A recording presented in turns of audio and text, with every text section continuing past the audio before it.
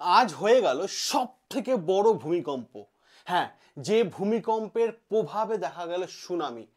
যে tsunami 2011-তে last আমরা দেখতে পেয়েছিলাম, সেই সুনামি কিন্তু আবার ফিরে এলো আজকে, এবং যার প্রভাব পড়ে গেল দুটো দেশের মধ্যে। আজকে আমরা এই আর্টিকেলটা A to Z আলোচনা করব। কেন সুনামি বলছি, তার বড় কারণ হচ্ছে যে দেখুন, আপনার আর্টিকেলে এসেছে মনস্টার 8.8 আর্থকুইক। 8.8 মানে বুঝতে পারছেন 8.8 মানে কতটা লেভেলে। আর যদি সমুদ্র তলদেশে যার মানে 8.8 যদি আসে মাত্রা, তাহলে সুনামি তো আসবেই, আর আসারই কথা। যার প্রভাব আমরা দেখতে পেলাম পরপর দুটো দেশের, এক রাশিয়া, দুই জাপান। ঠিক আছে, এই দুটো দেশের কিন্তু আমরা প্রভাব পেয়েছি। আর লাস্ট আমরা দেখতে পেয়েছি 2011 সালে। আজকে এই ভিডিওতে আমরা আলোচনা করব 2011 সালে এবং 2025 সালে এই যে সুনামি এসেছিল তার পুরো তুলনামূলকভাবে আলোচনা করব, এবং আজকের এই ভিডিওটা A to Z ভাবে আলোচনা করব।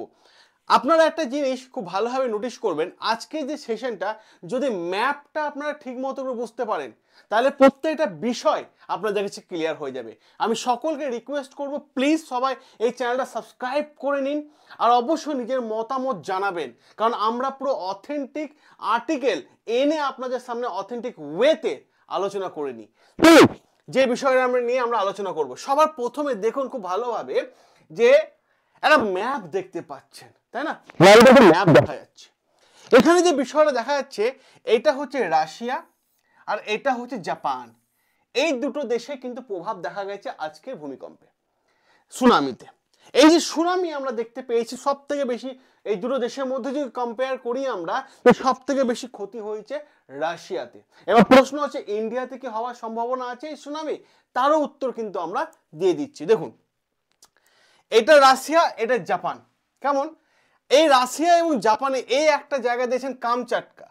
ঠিক আছে, এই জায়গাতেই কিন্তু সুনামিটা হয়েছে, এবং কামচাটকা নিচে থেকে দেখতে পাচ্ছেন, এখান থেকে এই পর্যন্ত বেশ কিছু আইল্যান্ড আছে, বলা হয়ে থাকে প্রায় 3500 আইল্যান্ড আছে এখানে। এই কামচাটকা নিচের দিকে জাপানের দিকে, তাই এখানে অনেকগুলো আইল্যান্ড আছে, একটা দুটো আইল্যান্ড নয়, এবং সমগ্র আইল্যান্ডগুলোকে একত্রিত ভাবে বলা হয়ে থাকে কুরিল আইল্যান্ড। ক্লিয়ার? তো কুরিল আইল্যান্ড বলা হয়ে থাকে এই আইল্যান্ডগুলোকে। এবার প্রশ্ন হচ্ছে, একটু হিস্টোরিক্যাল ব্যাকগ্রাউন্ড আমরা দেখে নিই। তো যেহেতু হিস্ট্রি টিচার, তো ব্যাকগ্রাউন্ড আমাকে দেখতে হবে। জাপান দাবি করে যে এই কুরিল আইল্যান্ডগুলো এবং কামচাটকা আইল্যান্ড, এই যে জায়গাটা, এই আইল্যান্ডগুলো কিন্তু সমস্ত কিছু জাপানের দখলে। জাপান কিন্তু দাবি করে। অপর দিক থেকে রাশিয়া দাবি করে না, এগুলো আমার দখলে। তো যেহেতু এই কামচাটকা এবং কুরিল আইল্যান্ডগুলো আমরা দেখতে পাচ্ছি, যেগুলো সবই আছে কিন্তু রাশিয়ার আন্ডারে, জাপানের আন্ডার নেই। কিন্তু জাপান দাবি করে যে যখন সেকেন্ড ওয়ার্ল্ড ওয়ার চলছিল, তখন রাশিয়া আমাদের কাছ থেকে ভয় দেখিয়ে, হুমকি দেখিয়ে আমাদের কাছ থেকে এই কুরিল আইল্যান্ড, কামচাটকা, এগুলো সব কিন্তু আমাদের কাছ থেকে কেড়ে নেয়। এটা কিন্তু জাপান সবসময় এখনো কিন্তু দাবি করে জানায়। ঠিক আছে, এবার দেখুন খুব ভালোভাবে এক সাইডে আরো একটা ম্যাপ আছে। এই কামচাটকা দেখছেন না, এটাকে আমি একটু বড় করে অন্য একটা ম্যাপে এনেছি, যেহেতু রাশিয়ার আন্ডারেই আছে। তো এখানে কিন্তু আরো একটা ঘটনা দেখা গেছে। আমি শুরুতে কি বললাম, যে ভালো লাগবে আজকে কন্টেন্টটা, আর সাবস্ক্রাইব করে নেবেন এই চ্যানেলটা, কারণ অথেন্টিক ওয়েতে আমরা আলোচনা করে থাকি। দেখুন, এই যে বিষয়টা, কামচাটকা আইল্যান্ডে এখান থেকে দেখতে পাচ্ছেন এই যে আইল্যান্ডটা, কামচাটকা আইল্যান্ড, এই যেখানে দেখতে পাচ্ছেন কামচাটকা আইল্যান্ড, এই কামচাটকা আইল্যান্ড থেকে ঠিক আপনাদের দেখাই আমি, এখানে ঠিক 330 কিলোমিটার দূরে, হ্যাঁ 330 কিলোমিটার দূরে, ঠিক আছে, পেট্রোভ্যালোস্কো বলে একটা জায়গা আছে।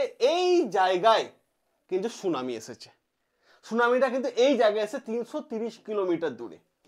ঠিক আছে, পেট্রোভ্যালোস্কো বলে যে জায়গাটা আছে, এই জায়গাতেই কিন্তু সুনামিটা এসেছে। আমরা যদি আরো একটা খুব ভালোভাবে দেখি, তা এই জায়গাটা আমরা আরো একটু আলোচনা করতে পারবো সুন্দরভাবে।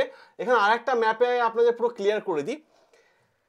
তার আগে যাবার আগে বলি, এই মানে যে সুনামিটা এসেছে, কিভাবে এসেছে সেটা আমরা একটু দেখিনি বিষয়টা।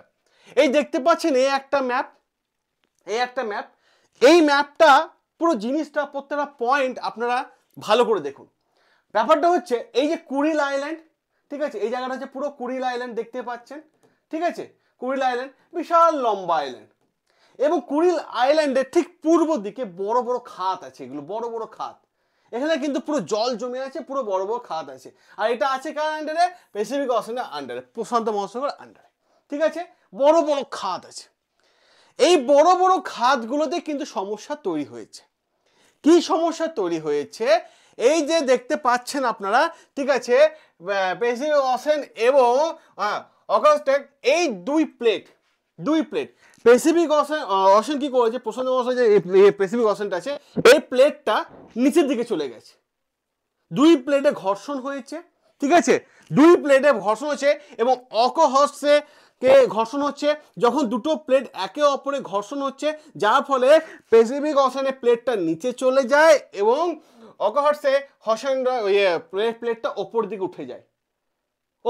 উঠে যায়, যার ফলে বিপুল ভয়ঙ্কর আকার নিয়েছে, হ্যাঁ, বিপুল ভয়ঙ্কর আকার নিয়েছে সুনামি। কারণ সুনামি হওয়ারই কথা, কারণ এত বড় একটা বিষয় যে প্যাসিফিক ওশানটা প্লেটটা একদম নিচে চলে যাচ্ছে, যার ফলে বড় আকার নিয়ে নিলে সুনামি, জল আর আটকানো আছে না, আর তার পাশেই আছে এগুলো বড় বড় খাত, কারণ কামচাটকা পেনিনসুলার এই দেখতে পাচ্ছেন, এর থেকে জাস্ট এখানে পেট্রাভলস্ক যে জায়গাটা বলছি আমি, ঠিক এই জায়গাটাই কিন্তু ঘটনাটা মানে সুনামিটা তৈরি হয়েছে, কারণ এখানেই বলা হয়েছে প্লেটটা একে অপরে ঘর্ষণ হয়েছে, আর এই জায়গায় কিন্তু ঘর্ষণ শুরু হয়েছে, যেটা ছিল কামচাটকা শহর থেকে প্রায় আইল্যান্ড থেকে 330 কিলোমিটার দূরে, এবং এই যে জায়গাটা থেকে শুরু হলো না সুনামি প্লেটটা ঘর্ষণ, এটা সমুদ্র তলদেশ থেকে মাত্র 25 থেকে 30 কিলোমিটারের মধ্যে কিন্তু মানে প্লেটে ঘর্ষণ হয়েছে, 25 থেকে 30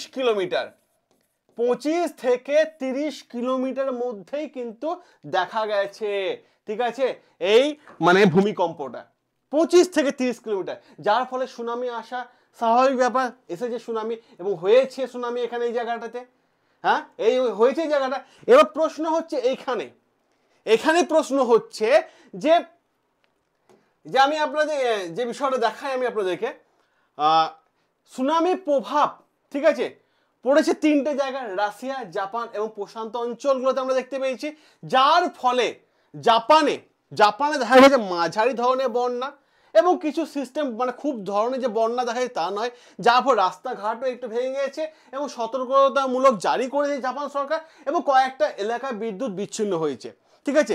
জাপানে কিন্তু তেমন প্রভাব দেখা যায়নি, আর সব থেকে বড় প্রভাব দেখা গেছে রাশিয়াতে, কারণ 3 নাম্বার যে ওয়েভটা এসেছিল, ঢেউটা এসেছিল, সেই ঢেউটাতে কিন্তু সব থেকে বেশি পাওয়ারফুল ঢেউ ছিল, এবং সেই ঢেউটাতে রাশিয়া বলা হয়ে থাকে যে এয়ারপোর্টগুলো কিন্তু ক্ষতিগ্রস্ত হয়েছে, এবং তেল সংরক্ষণের জায়গাগুলো কিন্তু ক্ষতিগ্রস্ত হয়েছে, যেখানে সব থেকে বেশি মানে সুনামি ঢেউ যেটা এসছে সে 3 নাম্বারটা, এবং 3 নাম্বার সব থেকে বেশি পাওয়ারফুল ছিল, এবং তার রিক্টার স্কেলের মাপ ছিল 8.8।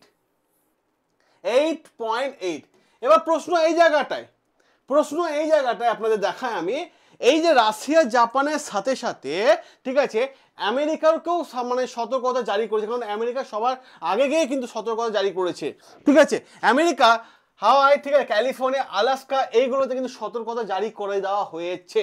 এবার আমি আপনাদের আরো একটা ম্যাপ দেখাবো, দেখুন এই ম্যাপটা খুব ভালোভাবে, এই যে দেখতে পাচ্ছেন পুরো রিংয়ের মতো করে রয়েছে, দেখতে পাচ্ছেন পুরো রিংয়ের মতো করে রয়েছে, এই জিনিসটা আমি কিন্তু খুব ভালোভাবে দেখুন, আমেরিকার পশ্চিম দিকে এই যে জায়গাগুলোতে, এইগুলোতে কিন্তু সুনামি হওয়ার সম্ভাবনা সব থেকে বেশি, কারণ একবার সুনামি আসার পর 4বার ভূমিকম্প হয়েছে, এবং পরপর 4বার ওয়েভ এসে বড় বড় ঢেউ এসেছে, ঠিক আছে। আমেরিকার এই যুক্তরাষ্ট্রের এই এলাকাগুলোতে সব থেকে মানে ক্যালিফোর্নিয়া, আলাস্কা, এগুলোতে কিন্তু হওয়ার সম্ভাবনা সব থেকে বেশি আছে, যার ফলে আমেরিকা সতর্কবার্তা জারি করেছে। দেখুন এই যে প্রশান্ত মহাসাগর, এই যে পুরো দেখতে পাচ্ছেন, হ্যাঁ, রিং অফ ফায়ার বলা হয়েছে, রিং অফ ফায়ার, এইভাবে, ঠিক আছে, এই যে আমেরিকার এই যে জায়গাগুলোতে হওয়ার সম্ভাবনা সব থেকে বেশি রয়েছে। তো এই ছিল পুরো বিষয়টা আর্টিকেল, যেটা আমি আপনাদের সামনে এখনই তুলে ধরলাম।